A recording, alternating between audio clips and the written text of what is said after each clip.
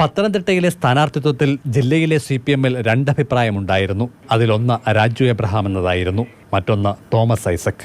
സംസ്ഥാന നേതൃത്വത്തിന്റെ നിർദ്ദേശം കണക്കിലെടുത്തുള്ള തീരുമാനം പാളിപ്പോയി എന്ന ഉൾപാർട്ടി മുറിമുറിപ്പാണ് അൻസാരി അസീസിന്റെ പോസ്റ്റിൽ തെളിഞ്ഞത്. രാജു എബ്രഹാമിന്റെ ചിത്രത്തിന് തലക്കെട്ടായി ഒറ്റവരി പരസ്യവാചകമാണ് ഉള്ളതെങ്കിലും പോസ്റ്റിന് നാനാർത്ഥങ്ങളാണ് കൽപ്പിക്കപ്പെടുന്നത്. പാർട്ടിയിലെ വലിയൊരു വിഭാഗത്തിന്റെ അഭിപ്രായമായും ഇത് വ്യാഖ്യാനിക്കുന്നുണ്ട്. പോസ്റ്റ് പിൻവലിക്കപ്പെട്ടുവെങ്കിലും അതിലൂടെ പരസ്യമായ നീരസം പാർട്ടിക്ക് കനത്ത ഷോക്കാണ്.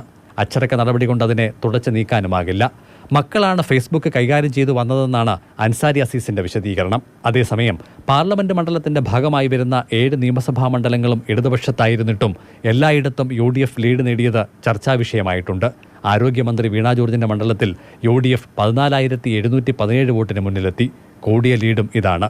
മന്ത്രിയുടെ സ്വന്തം ബൂത്തിൽ 151 വോട്ടുകളാണ് ആന്റോ ആന്റണിക്ക് അധികം കിട്ടിയത്. മാതൃഭൂമി ന്യൂസ്, പത്തനംതിട്ട.